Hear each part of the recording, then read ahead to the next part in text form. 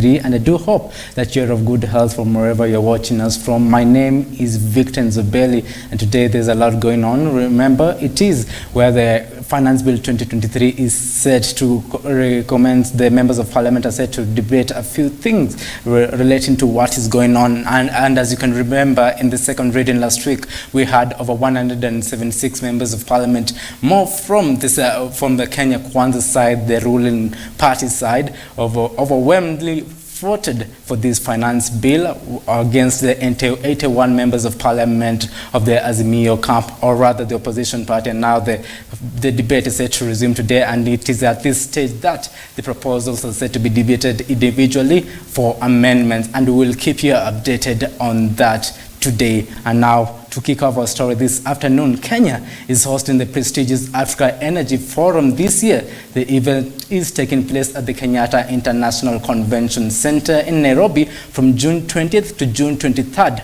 The Ministry of Energy and Petroleum, in collaboration with EnergyNet, is organizing this energy forum in the country. Last week, Energy and Petroleum Cabinet Secretary Davis Chirchir noted that the forum serves as a platform for forging partnerships, identifying opportunities, and propelling the industry forward. This morning, President William Ruto officially launched the event, and now let's take a look at what took place.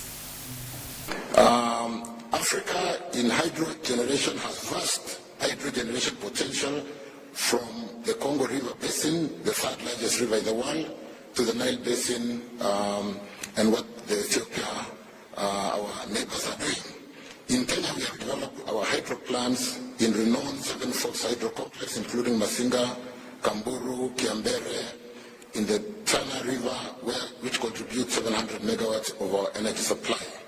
In addition to these large-scale projects, we need to recognize the potential of small hydro systems. Small hydro system, ladies and gentlemen, plants such as the 2 megawatts, Your Excellency, Kogo plant in Migori County, plays a vital role in electrifying rural and remote areas where grid connectivity may be and remains a challenge. On solar PV, we have vast potential of solar energy in Africa. Solar also witness tremendous that we have, green energy resources that we have in wind, in solar, in geothermal, in hydro. The huge resources we have in sustainable agriculture, because we have 2/3 of the world's uncultivated agricultural land. And with our demographic dividend, we want to position the continent of the future, the continent that is going to drive green industrialization, that assist the globe in making sure that we have not just green energy and green industrialization, but assist in decarbonizing the rest of the world. Rich versus poor, or the emitters versus the non-emitters. We need to find a win-win conversation that will make the work with the emitters work with the non-emitters, so that we can solve this problem. The World Refugee Day commemoration held at the Kalobey Integrated Settlement Turkana is home to over 300,000 refugees from 23 countries living in Kakuma Refugee Camp and Kalobey Integrated Settlement.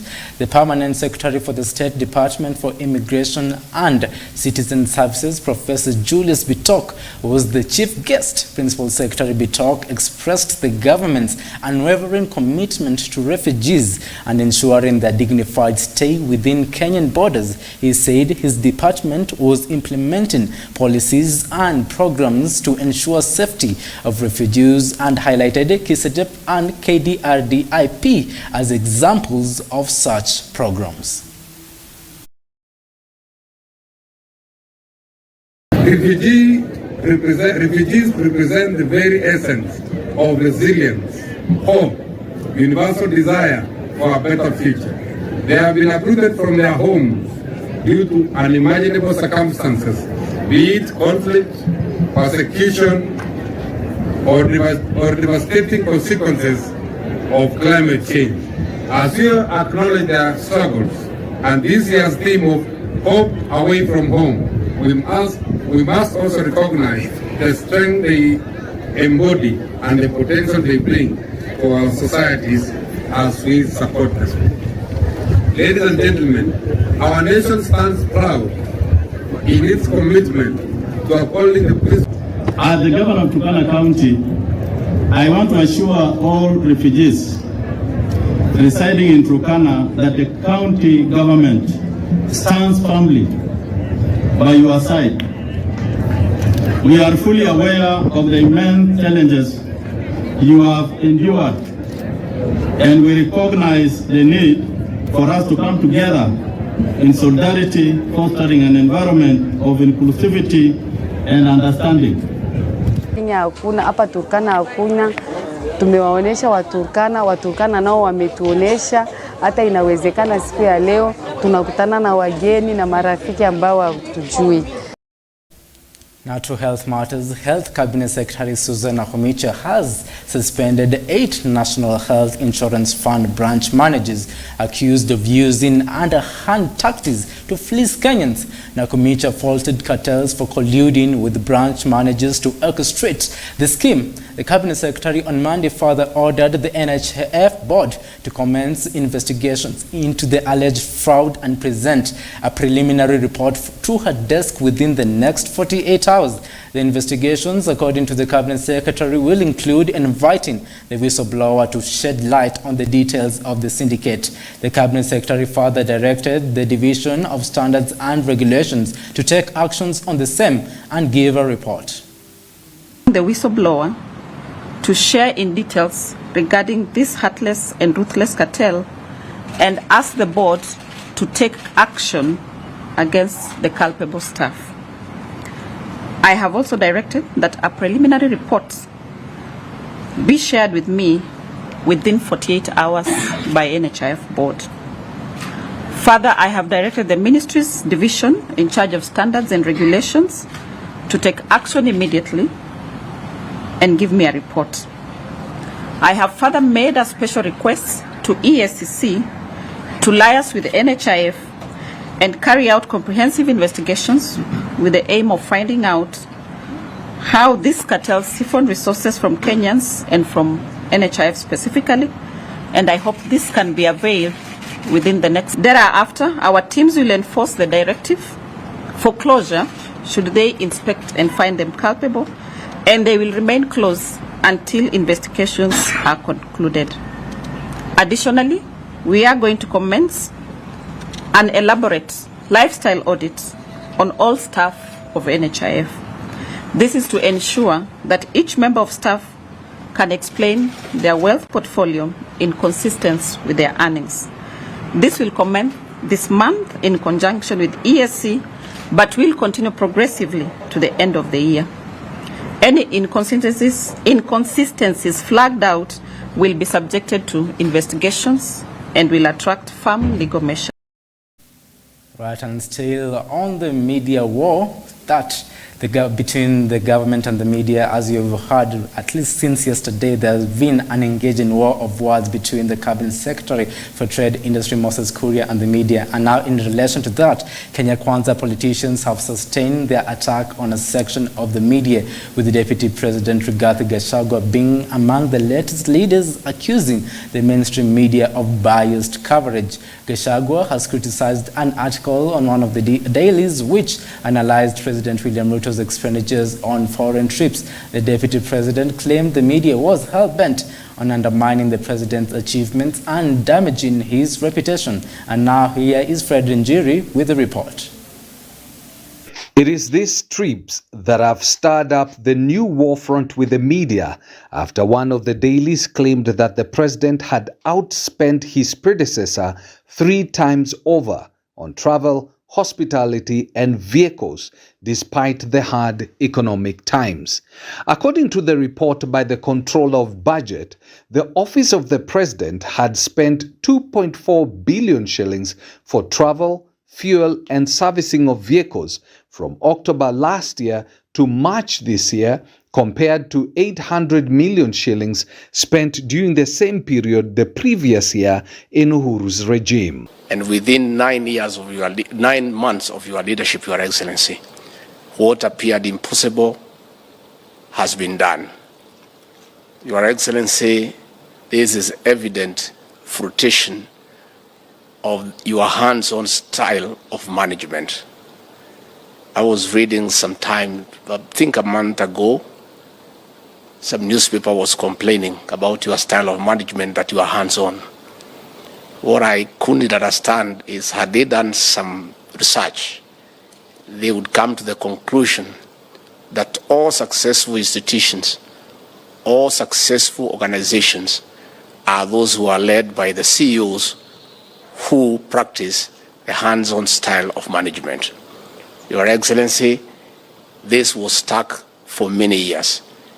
And through prudent commitment and focused leadership, you gave deadlines, you encouraged everybody to work, and that is why we have this agreement today. The Deputy President claims that the media was simply looking for headlines to sell their newspapers. Complain that you are traveling too much. At the same time, they complain that I'm not traveling. I don't know which is which. Because I saw them complaining that since you leave me around to mind the house, they say that you have stopped me from traveling and assigned me what they call useless duties. On the same page, they are complaining that you have traveled too much. I don't know what is it that they want to do.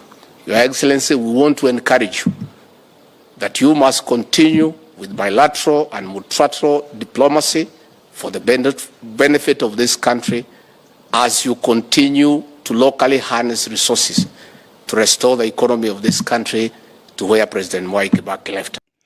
Meanwhile, the CS Trade, Moses Kuria, was busy tearing into the same media house and warning government agencies against advertising with the said media. Na nimaliza nyinyi watu wa media kusema, Nation Media, muamue kama nyinyi ni gazeti, ama broadcasting house, ama media house, ama ni chama cha upinzani. Na mimi nimesema kutoka kesho, kutoka leo hata sio kesho, idara yote ya serikali nitaona imeweka advertisement kwa Nation Media. Ujihesabu kwa nyumbani. Kuria's remarks have seen media sector associations condemning his attack, terming them disgraceful. The Media Owners Association, Media Council of Kenya, Kenya Editors Guild, and the Kenya Union of Journalists terming the minister's remarks as a threat to the freedom of the press. Now, this is not the first time the media is finding itself on the crossline of the executive and opposition. The former President Uhuru Kenyatta claimed that he never used to read newspapers, saying they were only fit for wrapping meat. Muniambie ya kwamba yale ambaye tunasoma ni ya ukweli au ni ya uongo? Ni ya uongo. Nataka kuona kwa mikono wale wanasema ya kwamba hiyo ni mambo ya upuzi. Yale ambaye tunasoma ni ya upuzi. Kwa hivyo vile nilisema ya kwamba gazeti ni ya kufunga nyama ni sawa. Tuendelee namna hiyo. Basi sawa sawa, tuendelee. Right, now the media and the government seem to be akin to water and oil, as in they are not getting along, and still on the same Deputy President Rigathi Gachagua has defended the government's expenditures since getting into the office. Gachagua, who was in Mombasa for the start of a water and sanitation conference, says the foreign trips by the president and other top government officials were aimed at accelerating and building global partnerships. The Deputy President at the same time maintained that the government will not be distracted in discharging its mandate, cautioning the media against being used by external forces to drive a wedge in government. Equally going together with technology to be able to curb out elements that are going to try and do illegal connections. We are going to make sure that never again our people should be traveling 5-10 kilometers to search for water, and that is clean drinking water. Kenya has got massive resource, both natural resources and human resource.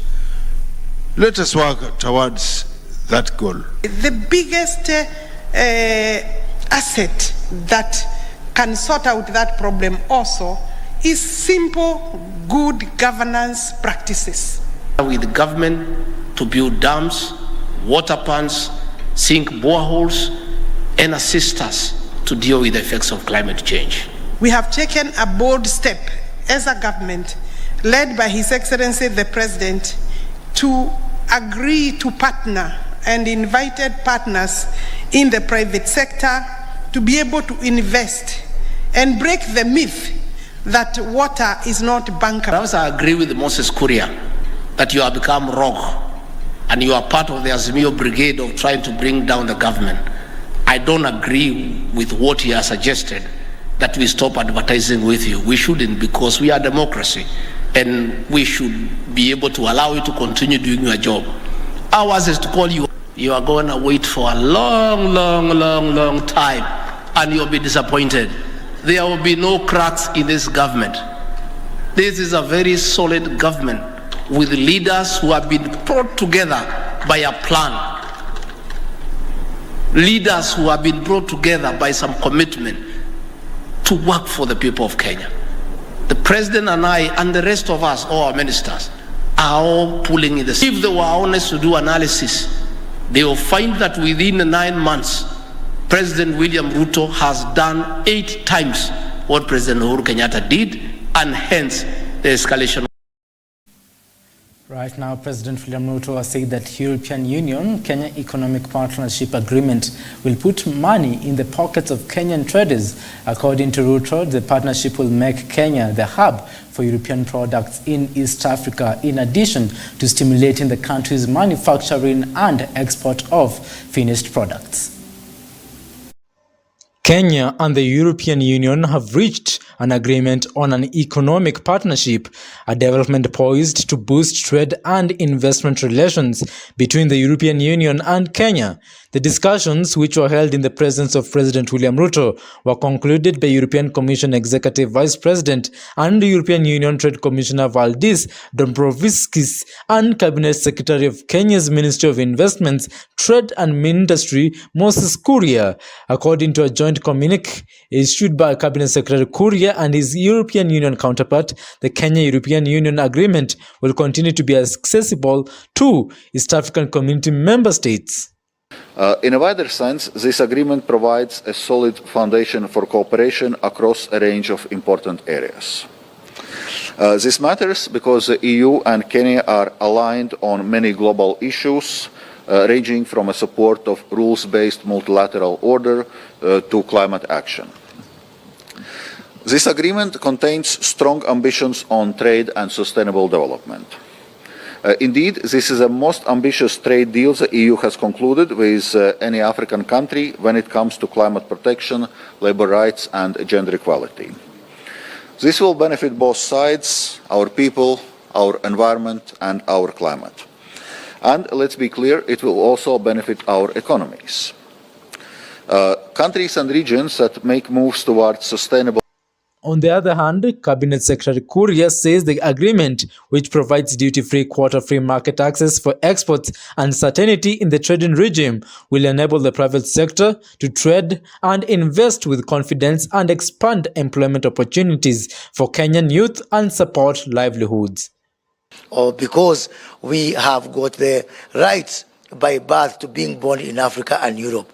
We are not signing this because of the economic status of Kenya and the European Union. We are signing this because these are issues that we agree on. These are issues that there is absolutely no dispute, no variance between Kenya and the European Union. And I want to encourage yet again, as I did during the business forum by the European Union, let us encourage countries to get into trade agreements or trade structures because it makes sense for their people, for uplifting their people out of poverty. Let us not bask in the glory of I belong to this and that economic category, or I belong to this and that continent. Let us do this because it makes sense for us. This agreement today hopefully will open doors for our other partners within the East African community, our 7 countries there, our 300 million people there, indeed graduating into the 28 member states of a tripartite free trade agreement, which we hope to ratify and operational very soon. President William Ruto has said that European Union Kenya Economic Partnership Agreement will put money in the pockets of Kenyan traders. According to Ruto, the partnership will make Kenya the hub for European products in East Africa, in addition to stimulating the country's manufacturing and export of finished products. Interests in trade, investment, peace, and security in our region, and the transition to green energy and the digital economy. It signals our long-term commitment to ensure that farmers, including those in the flour, coffee, tea, fish, peas, and the edible fruits and nuts sector, are assured of a predictable market. Although the EU is already Kenya's largest export destination, accounting for 21% of Kenya's total exports, the agreement we have negotiated provides significant opportunities to enhance this performance. It assures a stable market for industrialists, for our farmers, and also industrialists in the European Union that deal in machinery and mechanical appliances, pharmaceutical products, chemicals, electrical machinery, beverages, and other processed products of an assured market in our country. Reporting for EBN TV,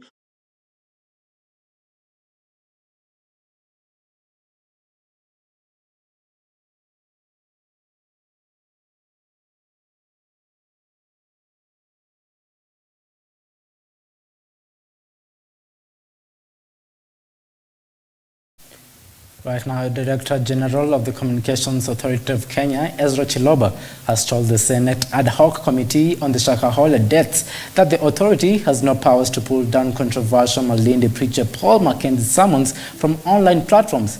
Chiloba says the authority can only collaborate with social media platforms to take down offending content, as Kenya's regulatory framework does not empower the authority to do so directly. There are other people who are still reading, following. Maybe even this is what he wanted, that he will become so famous and some other people are following. Aren't you able to do something? Because this is what our voters are telling us. Do something, because maybe our children are still following the content. It's not done directly by us. We actually have to go back, for example, to identify who is the host of that particular platform. And you will find that a lot of these things that happen in this country are not even hosted here. They're outside our jurisdiction, which means we have to collaborate with our counterparts in other jurisdictions to be able to track down some of those platforms for action to be. Current infrastructure that we have has the capacity to monitor up to 140 free-to-air television channels and 124 FM radio stations in Nairobi, Mombasa, Nakuru, and Nyeri. But as you can see, we already have more than 326 free-to-air TV stations. So it means we need to improve on our. When the government introduced second-generation ID cards, Mackenzie was issued with second-generation ID card, where he also changed his date of birth from 1976 to 1973. So currently, in the current ID card, his date of birth share is 1973. Needed to have copies of the two IDs, the 1976 and 1973 copy, because you see that is your submission. Two, as you clearly indicate, in like any Kenyan over 18, when you're applying for an ID, the key document is a birth certificate. Where is the copies of the birth certificate that justifies this? Because this seems to be now your own information.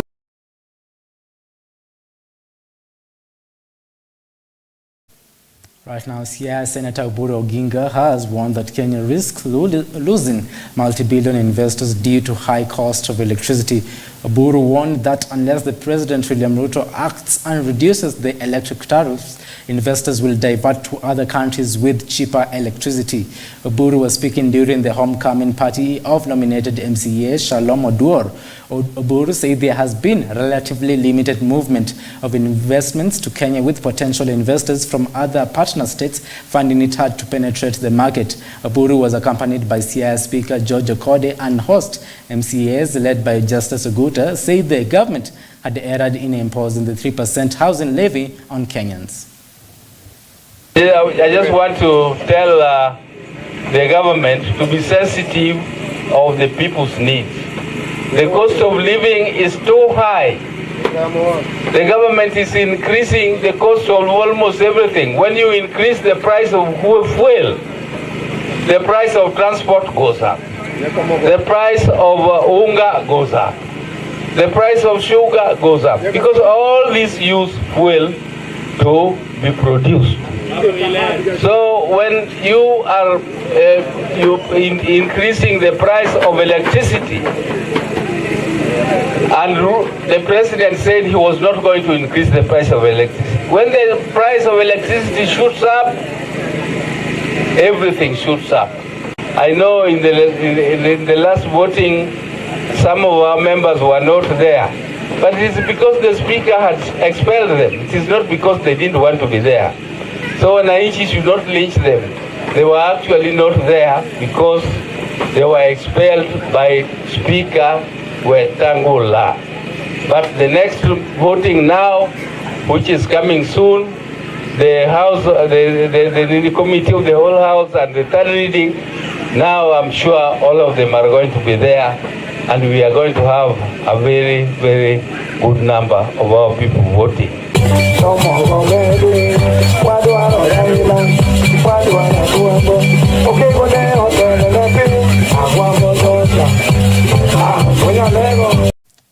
Right now, majority of fuel and oil importers claim they cannot import the commodities owing to the dip in the supply of foreign currency. According to the Petroleum, Oil and Gas Cabinet Secretary, the fluctuation of the dollar against the shilling has led to fuel shortages in major places around the country. This is as the high cost of electricity and fuel has had a major ripple effect on the cost of basic commodities for Kenyans. The energy and petroleum sector has deliberated to have a consultative meeting to chart a way forward on how to lower electricity and fuel prices. The airways, social media, everyone is crying about the cost of power. I have faced the wrath of having to work hard to supply petroleum. It's possible for us to have flexibility such that we reduce some of these costs that end up affecting our power. The issue of cost is real. The issue, short-term issue that we're experiencing as players, payment is real. The issues of demand skewedness or the whole demand management is also into lowering the cost of living. Manufacturing, food production, all of them have one key ingredient, which is power.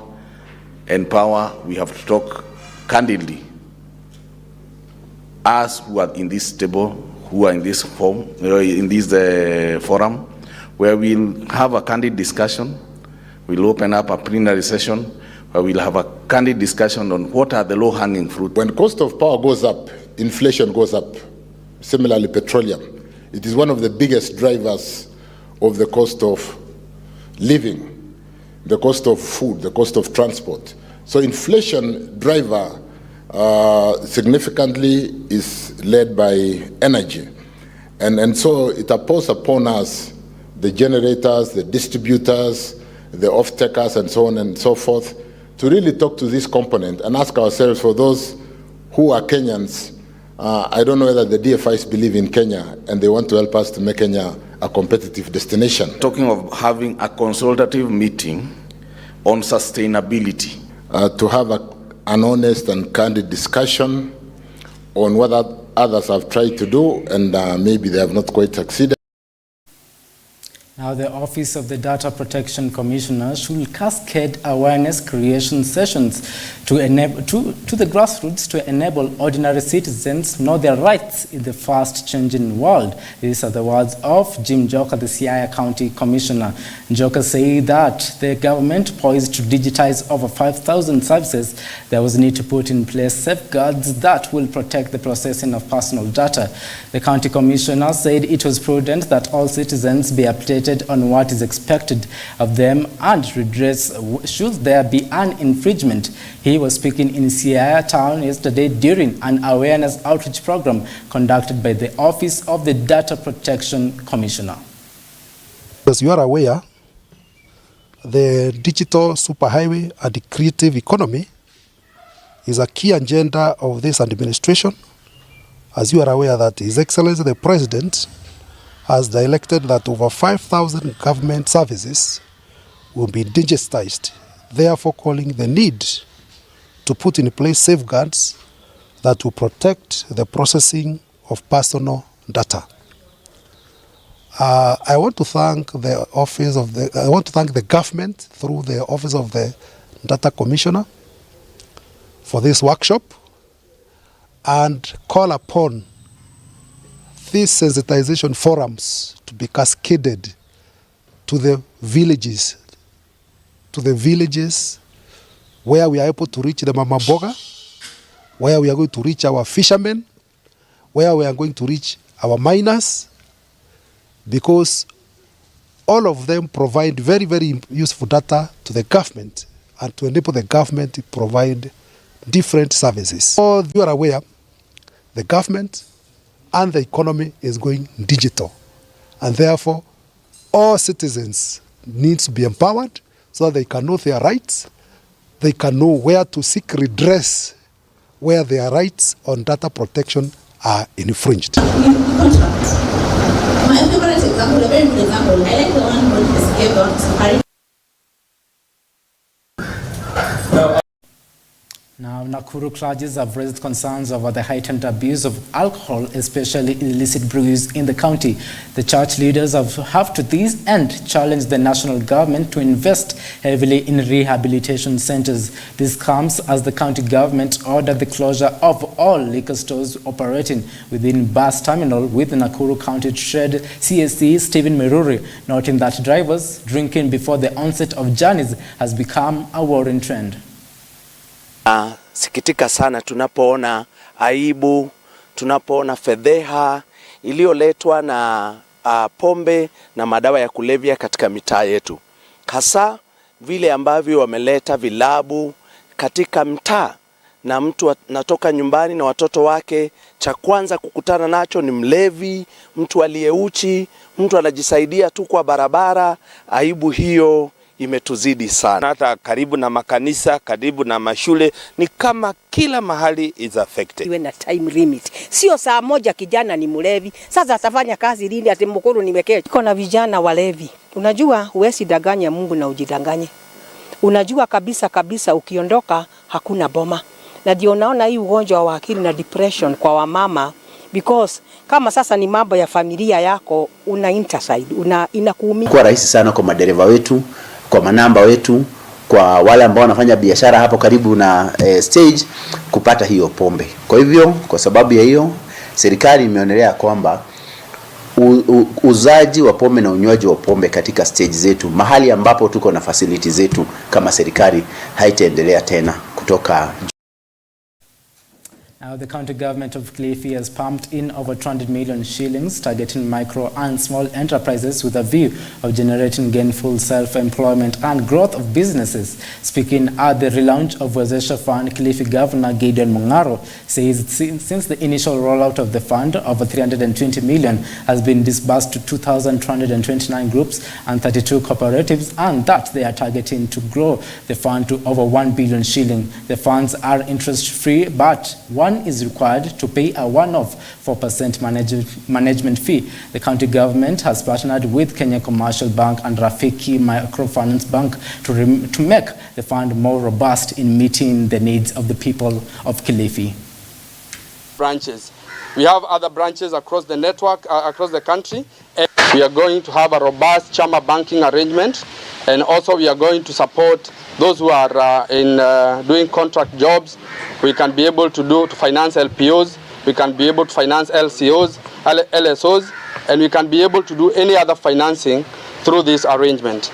Benefits of SME in our society will be greater in catalyzing our economies, where these entrepreneurs who run various SMEs can operate flexibly, develop their ideas, and reap the reward of their dreams. Tutahakikisha kwamba pesa imetoka kuanzia watu kuomba pesa kupata baada ya miezi mitatu mpaka wiki moja.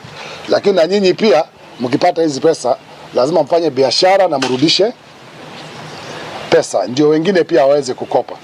Tukiwa na bilioni 1 kwa mwaka za watu kukopa na kila mtu akikopa anarudisha, inamaanisha kwamba miaka hii ijayo Kilifi County itaweza kupatia wananchi pesa za mkopo kufikia bilioni 5.